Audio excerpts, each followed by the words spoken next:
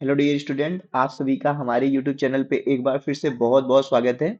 तो यहाँ पे आज हम देखने वाले हैं उड़ीसा पब्लिक सर्विस कमीशन 2021 का क्वेश्चन पेपर बॉटनी का। देखिए, आप सीईटी के लिए भी तैयारी कर रहे हैं, किसी भी एग्जाम के लिए ये क्वेश्चन बहुत ही जरूरी है। तो ये पेपर में क्वेश्चन देखने से पहले मैं आपसे एक बात बताता हूँ कि हमारा टेलीग्राम ग्रुप भी है, जहाँ पे हम डेली क्विज और लाइव डिस्कशन करते हैं, लाइव क्लास करते हैं, क्वेश्चन का डिस्कशन करते हैं। तो आप अभी वहां पे नहीं ज्वाइन है तो लिंक आपको डिस्क्रिप्शन में मिलेगा, ज्वाइन कर लेंगे। ओपीएससी के लिए हो गया, हमारा कोर्स भी है, सीयूईटी है, ओपीएससी है, बॉटनी का कोई भी एग्जाम है, हमारा 2500 का कोर्स है, ये आप ज्वाइन कर सकते हैं। ठीक है, ये कोर्स आप ज्वाइन कर सकते हैं। अगर ज्यादा पता करना है कोर्स के बारे में तो ये आपको नंबर है 9569363332। ये नंबर आपको डिस्क्रिप्शन में भी मिल जाएगा। आप इस पे कॉल करके हमसे प्रोसेस के बारे में पूछ सकते हैं। कोर्स बहुत बढ़िया है, हम बहुत कुछ चीज रिकॉर्डेड वीडियो लेक्चर देते हैं, रिकॉर्ड करके हम आपको डीपीपी देते हैं, मॉक टेस्ट देते हैं, PPT, handwritten notes, audio notes सब कुछ देते हैं। तो चलिए, वीडियो को जरूर लाइक कीजिए और जाने से पहले वीडियो को छोड़ के कमेंट भी कर दिया कीजिए। कमेंट सेक्शन में कमेंट अच्छा अच्छा देख के हमें बढ़िया लगता है, ताकि हमें और अच्छे अच्छे वीडियो बनाने के लिए अच्छे से पढ़ के काम करने का हौसला मिल सके। ओके, तो ठीक है, यहाँ पे मैं जो क्वेश्चन बताने चल रहा हूँ, पहले आप आंसर गेस कीजिए, आपको आ रहा है कि नहीं, फिर राइट आंसर देखिए। तो पहला क्वेश्चन है भैया, kombu is prepare from which species of algae. तो कोम्बू एक फूड है जो कि कौन से एल्गी से बनाया जाता है, लैमिनेरिया सैकरीना से। तो लैमिनेरिया से कोम्बू बनाया जाता है। यहाँ पे देखो, पोर पायरा भी दिया गया है, इससे क्या बनाया जाता है, तो इससे बनाया जाता है नोरी। नोरी फूड इससे बनाया जाता है। पोर पायरा लिनियरिस करके होता है, उस स्मॉलेस्ट क्रोमोसोम होते हैं उसमें। ग्रेसिलेरिया से क्या मिलता है, एगार एगार मिलता है। क्या मिलता है, एगार एगार मिलता है। और इस एगार एगार का कहाँ पे यूज होता है, इसका यूज होता है जेल इलेक्ट्रोफोरेसिस में। और क्लोरेला से क्या मिलता है, सिंगल सेल प्रोटीन मिलता है। ठीक है, तो ये चीज आप जानते रहेंगे। अगला क्वेश्चन है कि which of the following water soluble carbohydrate found in algal cell. तो देखो, सेलुलोस वाटर सॉल्युबल नहीं है, ये भी वाटर सॉल्युबल नहीं है, ये भी नहीं है। तो कैरागिनीन जो है ये वाटर सॉल्युबल आपका कार्बोहाइड्रेट है, प्रोडक्ट है, जो कि रेड एल्गी से निकाला जाता है। किससे निकाला जाता है, रेड एल्गी से। और उस एल्गी का क्या नाम है, उस एल्गी का नाम है कोन्ड्रस क्रिप्सस। क्या नाम है जी, कोन्ड्रस क्रिप्सस। और इस एल्गी को हम क्या बोलते हैं, इस एल्गी को हम बोलते हैं आयरिस मॉस। ठीक, क्या बोलते हैं, आयरिस मॉस। तो ओके, अगला क्वेश्चन है, गाड़ी क्यू फेनामेना आल्सो डिस्क्राइब है। तो जैसे वेवलेंथ ऑफ लाइट चेंज होता रहता है, डीप में एल्गी रहते हैं, तो जो ब्लू ग्रीन एल्गी होते हैं, कौन सी एल्गी, आपसे स्पेशली करके होगा ब्लू ग्रीन एल्गी, साइनोबैक्टीरिया। तो ये कंप्लीमेंट्री क्रोमैटिक एडॉप्टेशन दिखाते हैं, जैसे गहराई बढ़ने के साथ लाइट का वेवलेंथ चेंज होता है, तो वो अलग अलग कलर शो करते हैं समुद्र के अंदर। तो वो कंप्लीमेंट्री क्रोमैटिक एडॉप्टेशन होता है। पास्चर इफेक्ट होता है कि ऑक्सीजन का कंसंट्रेशन बढ़ने के कारण रेट ऑफ रेस्पिरेशन घट जाता है, वो होता है। अगला क्वेश्चन है कि select the incorrect statement regarding heterocyst. तो हेट्रोसाइट कहाँ पे देखा जाता है, सर्टेन ब्लू ग्रीन एल्गी में देखा जाता है। ये कुछ सेल्स होती हैं ब्लू ग्रीन एल्गी के ट्राइकोम में, जो अपने आप को मॉडिफाइड कर लेती हैं, थिक लेयर बना लेती हैं। और वहां पे क्या होता है, पीएच सेकेंड absent हो जाता है। अगर पीएच सेकेंड रहेगा तो ऑक्सीजन को इवॉल्व करेगा, तो भैया नाइट्रोजन फिक्सेशन में नाइट्रोजिनेज काम नहीं करेगा। तो अब हेट्रोसाइट के लिए कौन सा स्टेटमेंट है जो कि यहाँ पे गलत है। तो heterocyst is large size thin word occurring only at the terminal position नहीं होता। देखो, हेट्रोसाइट जो है टर्मिनल पे भी होता है, इंटर कैलरी पे भी होता है, ठीक है, लेटरल भी हो सकता है। तो ये कह रहा है ओनली एट टर्मिनल, जो कि गलत बात है, लेटरल भी होता है। तो आप कमेंट सेक्शन बताइए, टर्मिनल हेट्रोसाइट किस में है, लेटरल हेट्रोसाइट किस में है। ठीक है, ये सब बताइए। ये तीनों देख लेते हैं कैसे सही है। Heterocyst are consider as the receptacle of enzyme which help in formation of akinete. तो हाँ, हेट्रोसाइट एकाइनेट भी बना सकता है। ठीक, इस स्पेशलाइज होता है नाइट्रोजन फिक्सेशन के लिए। Heterocyst found in certain algae belonging to cyanophyceae, ये मैंने बता ही दिया है। तो पहला होगा जो सही होगा। The spore produce एक्सोजेनसली in fungi. तो एक्सोजीनस स्पोर, देखो जू स्पोर इंडिया के अंदर बनेगा।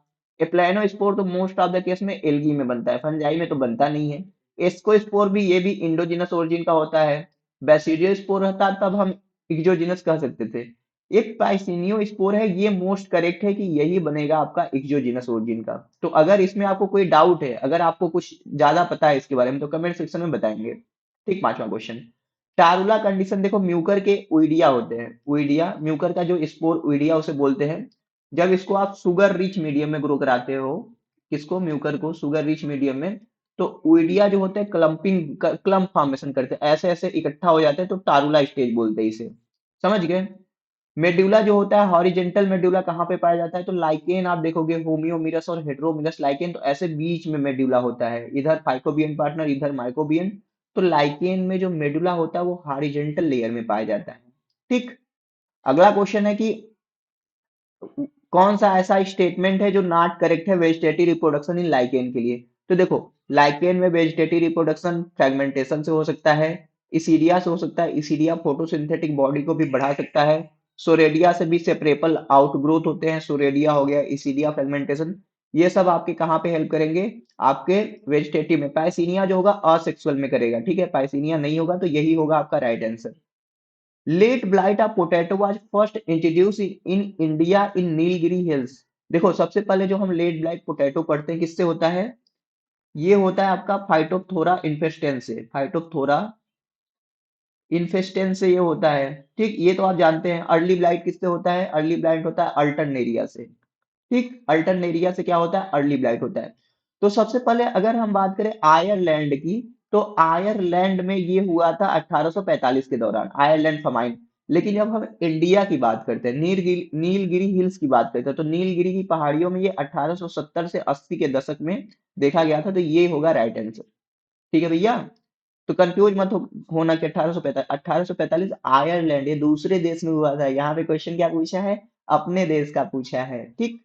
अब सिट्रस कैंकर एक बैक्टीरियल डिजीज होता है, जैंथोमोनास सिट्राई के वजह से होता है। ठीक है, सिट्रस कैंकर। तो भैया जैंथोमोनास, जैंथोमोनास, तो मोनास मतलब समझ रहे हो, मोनास मतलब एक एक फ्लैजला, मोनास का मतलब क्या है, सिंगल फ्लैजला रहेगा, तो राड शेप्ड रहेगा, और मोनोट्राइकस, मोनास है ही, मोनोट्राइकस मोनास से भैया। तो ये किससे होता है, सिट्रस कैंकर जैंथोमोनास सिट्राई से, जैंथोमोनास सिट्राई से होता है। अब रॉड से पेरीट्राइकस कौन कौन सा बैक्टीरिया है, पेरीट्राइकस में कौन कौन आता है, ई कोलाई आता है, ई कोलाई, और एग्रोबैक्टीरियम ट्यूमिफेसियंस। तो एग्रोबैक्टीरियम हो गया, ई कोलाई हो गया, ये सब क्या है, पेरीट्राइकस बैक्टीरिया होता है। अगला क्वेश्चन है, which type of embryogeny found in bryophyte. देखो, ब्रायोफाइट के केस में इग्जोस्कोपिक का डेवलपमेंट होता है, गैमेटोफाइट से बाहर होता है, तो इग्जोस्कोपिक। टेरिडो और जिम्नो में इंडोस्कोपिक होगा, तो इसमें क्या होगा, इग्जोस्कोपिक होगा। कोई डाउट है तो कमेंट सेक्शन में बताना। ऐसा कौन सा स्पीसीज है रिसिया का जहां पे स्केल जो होता है या तो अपसेंट होता है या तो कम डेवलप होता है। तो रिसिया के जो एक्वाटिक स्पीसीज है, रिसिया फ्लूटेंस, यहाँ पे जो स्केल होता है या तो इंडिस्टिंक्ट होता है या तो अपसेंट होता है। Riccia fluitans is the only species of Riccia which are aquatic in nature. Got it what I am saying? Okay. The next question is pit, a dead part of sphagnum. तो देखो भैया, पीट moss sphagnum को बोलते हैं, या तो हम इसको बोलते हैं बॉग मॉस। ठीक, पीट मॉस हो गया, बॉग मॉस हो गया। तो इसमें ना कार्बन बहुत ज्यादा होता है। अब इसके बारे में कुछ चीजें नोट कर लेना, कि जब इसको क्या ड्रेसिंग मटेरियल की तरह यूज करते हैं, स्फैग्नम को ड्रेसिंग मटेरियल की तरह, ये अपने वेट का 18 गुना ज्यादा पानी को सोखता है, तो माली लोग यूज करते हैं। इस फैग्नम में क्या होता है, रिटॉर्ड सेल मिलता है, जहां पे माइक्रो ऑर्गेनिज्म रहते हैं, रिटॉर्ड सेल में मिलता है। ठीक है, और यहाँ पे क्या होता है, वेजिनुला नाइप का एक स्ट्रक्चर देखने को मिलता है, वेजिनुला करके। तो ये सब चीजें आप याद करेंगे। अगर टेरिडोफाइटा पढ़ते हो, तो टेरिडोफाइटा में देखो दो तरह का लीफ होता है। एक लीफ होता है ट्रोफोस्फिल, ट्रोफोफिल, ट्रोफोफिल होता है जो कि नॉर्मली सिर्फ फोटोसिंथेसिस करता है। ट्रोफोफिल क्या करता है, फोटोसिंथेसिस।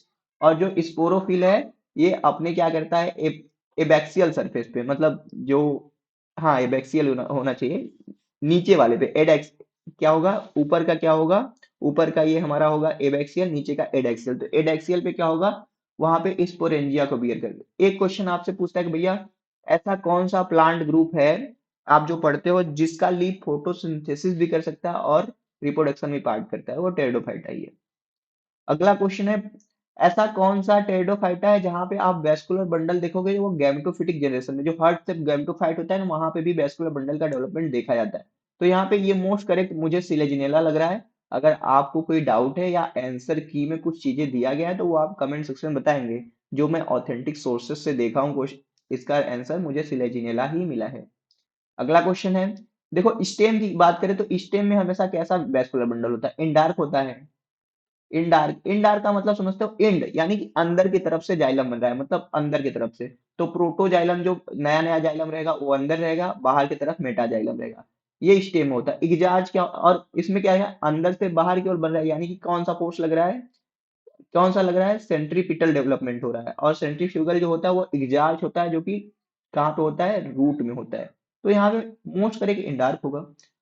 अगला क्वेश्चन है कि वेंटर कैनाल सेल कहाँ पे एब्सेंट रहेगा? तो देखो जो हायर जिम्नोस्पर्म है, जिम्नोस्पर्म, तो वहां पे देखो जो हमारा वेंटर कैनाल सेल होता है वो नेटम में एब्सेंट होता है। टेडोफाइटा में कितने होते हैं? नेक कैनाल सेल टेडोफाइटा में कितने होते हैं? एक होते हैं, बिल्कुल सही बात है। अगला क्वेश्चन है, जिम्नोस्पर्म कैसे रिसेम्बलेंस करता है टेरिडोफाइटा के साथ? तो जो हेटेरोस्पोरस टेरिडोफाइट हो गए जैसे कि साल्विनिया, मार्सिलिया, एजोला, सिलेजिनेला, और जो हमारे जिम्नोस्पर्म हो गए वो इंडोस्पोरिक टाइप के गैमेटोफाइट रखते हैं। तो ये आप नोट कर लेंगे, out of the box question है, बहुत लोग पढ़ते नहीं इस चीज को, तो इसका दूसरा ही है आंसर। चलो आओ अगले क्वेश्चन पे चलते हैं हम। जिम्नोस्पर्म कैसे डिफर करता है एंजियोस्पर्म से? तो देखो, अब देखो क्या है कि जिम्नोस्पर्म में जो कोन होता है वो मोस्टली बायसेक्सुअल होता है, लेकिन एंजियोस्पर्म के जो फ्लावर होते हैं वो यूजुअली यूनिसेक्सुअल होता है। ये बिल्कुल सही है। अब देखो और सब गलत क्यों है? Gnetum possesses archegonia where angiosperm lack archegonia, तो भैया नेटम में भी आर्चिगोनिया नहीं होता है, तो ये गलत हो गया। और अगला पॉइंट क्या है? Zygote exhibit free nuclear division in gymnosperm but not in angiosperm, ऐसा कुछ नहीं बात होता है। जिम्नो के केस में भी हमेशा नहीं होता, तो ये भी गलत है। जिम्नोस्पर्म डबल फर्टिलाइजेशन और ट्रिपल फ्यूजन इट अब्सेंट, बिल्कुल गलत बात है भैया। Double fertilisation is the characteristic feature of angiosperm. Female strobilus कहाँ पे एब्सेंट होता है? तो ये क्वेश्चन आपको बताना है, फीमेल स्टोबिलस कहाँ पे एब्सेंट होता है। तो जहां तक मेरे को लगता है ये टेक्सास होना चाहिए। अगर आपको दूसरा आंसर लग रहा है तो ये कमेंट सेक्शन में बताएंगे ना। अगला क्वेश्चन है, डीएनए रिप्लिकेशन कहाँ से स्टार्ट होता है? तो डीएनए रिप्लिकेशन स्टार्ट होता है हेमी मेथाइलेटेड रीजन, जहां पे ऐसे एक स्टैंड को मेथाइलेट कर दिया गया, मेथिल ग्रुप 8 हो गया, वहां से स्टार्ट होता है। समझे? अब ऐसा कौन सा फैक्टर है ट्रांसलेशन के दौरान जब आपका राइबोसोम स्मॉल सब यूनिट से बाइंड करता है तो मैच्योर होने से पहले वहां पे लार्ज सब यूनिट ना बाइंड कर जाए, उसको रोक को कौन रखता है? तो उसको रोक के रखता है इनिशिएशन फैक्टर 3। और ये वन क्या करता है भैया? ई स्मॉल सब यूनिट को एमआरएनए से बाइंड कराने का काम करता है। अगला क्वेश्चन है कि एलो लैक्टोज अगर प्रेजेंट है तो लैक रिप्रेसर क्या होगा? तो देखो, जब हमारा एलो लैक्टोज या इसको हम बोलते हैं इंड्यूसर, ये नहीं प्रेजेंट था तो हमारा जो लैक रिप्रेसर था, रिप्रेसर प्रोटीन, वो हमेशा ऑपरेटर से बाइंड करता था। लेकिन जब एलो लैक्टोज आ जाता है तो जो रिप्रेसर होता है एलो लैक्टोज से बाइंड कर जाता है, इसका मतलब वो ऑपरेटर से नहीं बाइंड कर पाता, तो can not bind to operator होगा। और जब हमारा रिप्रेसर ऑपरेटर से नहीं बाइंड करेगा तो आरएनए पॉलीमरेज रहेगा, वो आपके प्रमोटर से बाइंड करेगा और ट्रांसक्रिप्शन कराएगा स्ट्रक्चरल जीन का, जेड वाई ए का, और आपका लाइकोप्रान काम करने लगेगा। Got it? Which type change takes place in RNA processing? ये क्वेश्चन थोड़ा सा मुझे डाउटफुल लगा, क्योंकि मेथाइलेशन होता है और एक बनाता है आपका लार्ज एच एन आरएनए, ठीक है, एच एन आरएनए का क्लीविंग होता है, लार्जर प्रिकर्सर से कट करके भी निकाला जाता है। न्यूक्लियोटाइड ट्रिमिंग भी हो गया, 23 एस आरएनए में देखा जाता है, बेस एडिशन भी होता है। तो यहाँ पे मेरे को जहां तक लग रहा है सब आंसर होना चाहिए। आपको क्या लगता है? देखो ये एग्जाम के क्वेश्चन है। कहाँ के क्वेश्चन है? एग्जाम के, और एग्जाम में वेरिएशन होते हैं, क्वेश्चन डाउटफुल होते हैं, कैंसिल होते हैं। ठीक, तो आपको सही चूज करना है। अगला क्वेश्चन है, who first use enzyme to release protoplast? तो प्रोटोप्लास्ट को रिलीज करने के लिए एंजाइम का यूज किए थे कॉकिंग। हैंस्टीन ने प्रोटोप्लास्ट टर्म दिया था, हैंस्टीन ने इन्होंने टर्म दिया था, कॉकिंग ने एंजाइम का यूज करके। प्रोटोप्लास्ट क्या होता है? अ सेल विदाउट सेल वॉल, मतलब एक सेल से आप सेल वॉल रिमूव कर रहे हो तो उसको हम प्रोटोप्लास्ट कहोगे। अगला क्वेश्चन है 26वां, चूज करना है भैया regeneration of somaclonal variation in vitro selection. तो आप सोमोक्लोनल वेरिएशन कैसे कराओगे? मतलब प्लांट आप ऐसे लेबोरेटरी में ग्रो करा रहे हो तो उसमें सोमेटिक वेरिएशन कैसे होता है? तो सबसे पहले एक्स प्लांट लेते हो, एक्स प्लांट होता है रूट का टिप, शूट का टिप या लीव का टिप हो गया, फिर आप उसको ऑक्सिन साइटोकाइनिन का सही अमाउंट देके कैलस का फॉर्मेशन कराओगे। कैलस होता है unorganise mass of cell which having not true root or shoot, ऐसे करिए। फिर प्लांट डिराइव कैलस, फिर क्या होगा, कैलस बनेगा, फिर उसमें सूट का जनरेशन होगा। फिर क्या करोगे, उसको जब सूट रूट बन जाएंगे उसको फील्ड में लगा दोगे। फिर आप देखोगे आपका डिजायरेबल ट्रेट उसमें आ रहा है कि नहीं आ रहा है। फिर क्या करोगे, उसका एग्रोनॉमिक ट्रायल लोगे और ऐसे खेतों में ट्रांसफर कराओगे। तो बी वाला ज्यादा सही है ना, यही आंसर ही होगा, ज्यादा सही क्या। अगला क्वेश्चन है भैया, पोमैटो। पोमैटो देखो क्या है, एक ऐसा प्लांट है जिसके अंदर टोमेटो और पोटैटो दोनों लगते हैं। तो सबसे पहले इसको कौन बनाया था, तो मेल्चर्स ने बनाया था रिकॉम्बिनेंट डीएनए टेक्नोलॉजी के द्वारा। पहले देखो इंटर स्पेसिफिक हाइब्रिडाइजेशन करा के बनाया जा रहा था। जैसे पोमैटो का क्रॉस, मतलब पोटैटो और टोमेटो क्रॉस करा के तो नहीं हो पा रहा था। ठीक।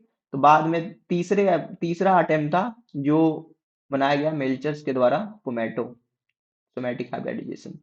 अगला क्वेश्चन है कि भैया वो कौन सा वीर जीन है जो टी डीएनए को ट्रांसपोर्ट कराने में बाइंडिंग सिंगल स्टैंडर्ड डीएनए से बाइंड करता है और ट्रांसपोर्ट कराता है सेल के न्यूक्लियस में। तो वो आपका वीर डी टू है। वीर ए सारे को एक्टिवेट कराएगा। ठीक है, ये प्राइमेज की तरह काम करेगा। वीर डी टू रहेगा जो कि आपका काम करेगा किसकी तरह, सिंगल स्टैंडर्ड बाइंडिंग प्रोटीन की तरह। प्रोटोप्लास्ट फ्यूजन के लिए कौन सा यूज होता है, तो प्रोटोप्लास्ट फ्यूजन के लिए पॉलीइथिलीन ग्लाइकॉल मोस्ट रूप से यूज होता है, या इलेक्ट्रिक शॉक कर लें, सिंडाई वायरस कर लें, या सोडियम नाइट्रेट का भी यूज होता है प्रोटोप्लास्ट फ्यूजन के लिए। अगला क्वेश्चन है, इंसेक्ट रेजिस्टेंट आईपीटी जीन कहाँ से मिलता है, तो आईपीटी जीन निकाला जाता है आपका एग्रोबैक्टीरियम टूमिफेसियन से। इससे कौन सा जीन निकाला जाता है, इससे निकाला जाता है क्राई जीन। कौन सा जीन निकाला जाता है, क्राई जीन निकाला जाता है।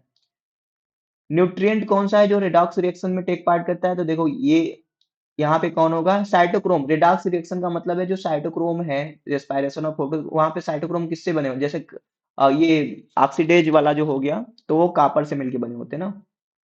आपको इनकरेक्ट स्टेटमेंट बताना है प्रेशर फ्लो हाइपोथेसिस के लिए। तो true bidirectional transport in single cell sieve element can not seen. तो देखो बायडायरेक्शन का मतलब होता है वहां पे दोनों तरफ ट्रांसपोर्ट हो, तो दो अलग अलग सेल इन्वॉल्व रहेंगे, तो ये सही है। और solid within the phloem can move bidirectionally but in different sieve element are at different time, ये भी सही है।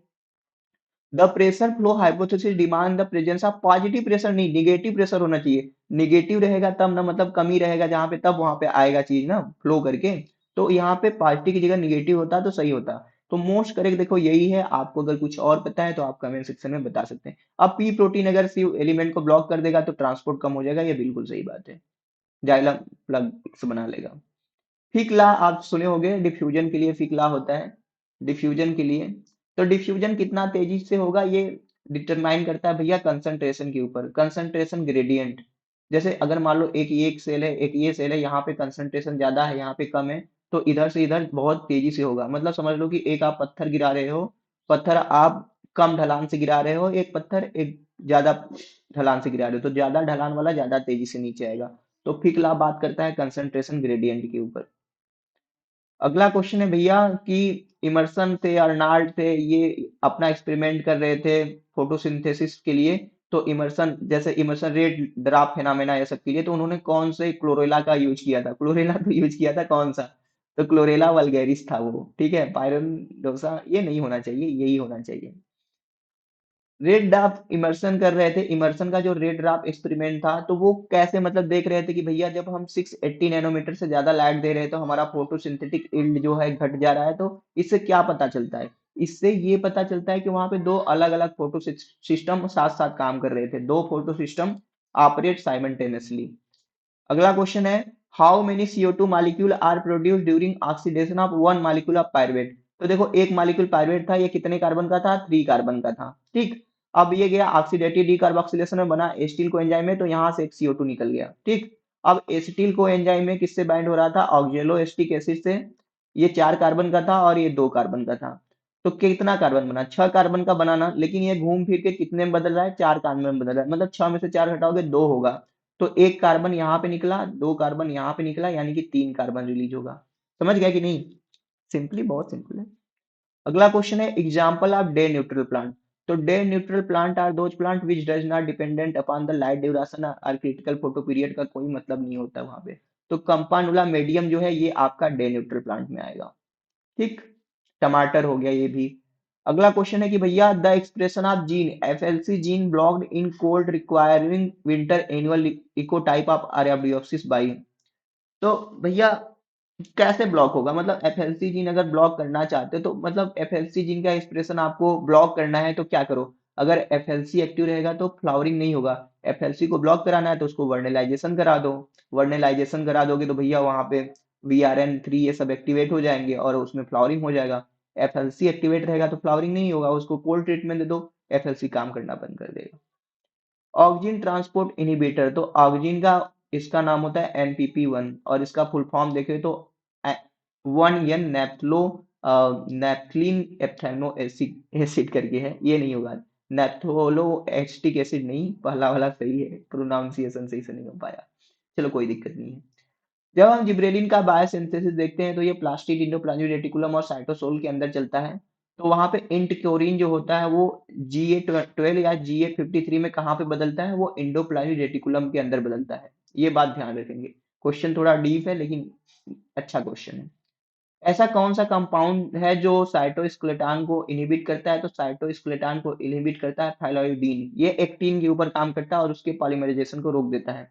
एफिडिकोलिन क्या है, ये भैया डीएनए रेप्लिकेशन को इनहिबिट करता है, ये अल्फा और एप्सिलॉन जो आपका डेल्टा और एप्सिलॉन पॉलीमरेज होता है उसको इनहिबिट करता है। अल्फा एमल्टीन होता है ट्रांसक्रिप्शन को इनहिबिट करता है, मोस्टली इनहिबिट करके आरएनए पॉल सेकेंड को इनहिबिट करता है। एन आइसोमाइसिन होता है भैया, ये इनहिबिट करता है ट्रांसलेशन को, ये बाइंड कर देता है 60S सब यूनिट ऑफ राइबोसोम से। तो ये सब बहुत अच्छे अच्छे क्वेश्चन है। ऐसा कौन सा ऑर्गेनेल है जो कि ऑक्सीडाइज करता है प्लांट सीड का, जब सीड का जर्मिनेशन होता है तो कौन काम करता है, ग्लाइऑक्सिसोम, ये बहुत सिंपल क्वेश्चन है। इनकरेक्ट मैच करना है भैया, न्यूक्लियोलस में mRNA सिंथेसिस नहीं RNA का सिंथेसिस होता है, mRNA का सिंथेसिस न्यूक्लियस में होता है, तो यही गलत हो गया, यही राइट आंसर है, बहुत सिंपल। देखो न्यूक्लियस में tRNA बनेगा, peroxisome fatty acid break down करेगा, माइटोकांड्रिया में फैटी एसिड सिंथेसिस होगा, सही है। कौन से फेज में क्रोमोसोम अपना डुप्लीकेशन करेगा, तो वो एस फेज होता है भैया, बिल्कुल घबराने वाली बात नहीं है। ऐसा कौन सा फेज है जहां पे आपका रिकॉम्बिनेज एंजाइम की जरूरत पड़ेगी, तो रिकॉम्बिनेशन कब होता है, क्रॉसिंग ओवर कब होता है, पैकेट टीम में होता है। ठीक। अगला ये beta barrel protein not found in, तो beta barrel protein gram negative bacterium भी रहेगा माइटोकांड्रिया के आउटर मेम्ब्रेन में और इसमें भी रहेगा, तो नन ऑफ दीज आंसर होना चाहिए। Ceramide which is synthesise in ER is converted, तो सेरामाइड जो होता है ईआर के अंदर स्पिंगोमाइलिन में चेंज हो जाता है और ये नर्वस सेल में मोस्टली पाया जाता है ना। अगला क्वेश्चन है कि सिनेप्टोन्यूमल कॉम्प्लेक्स डिसअपियर कब होता है, तो सिनेप्टोन्यूमल कॉम्प्लेक्स बनता है जाइगोटीन में और इसका डिसोल्यूशन या डिसअपियर ये कब होता है, ये डिप्लोटीन में जाके डिसअपियर होता है। अगला क्वेश्चन है कंडेंसिन विच ड्राइव क्रोमेटिन कंडेंसेशन, तो क्रोमेटिन कंडेंसेशन के लिए क्या जरूरी है, CDK1 और साइक्लिन बी जरूरी है।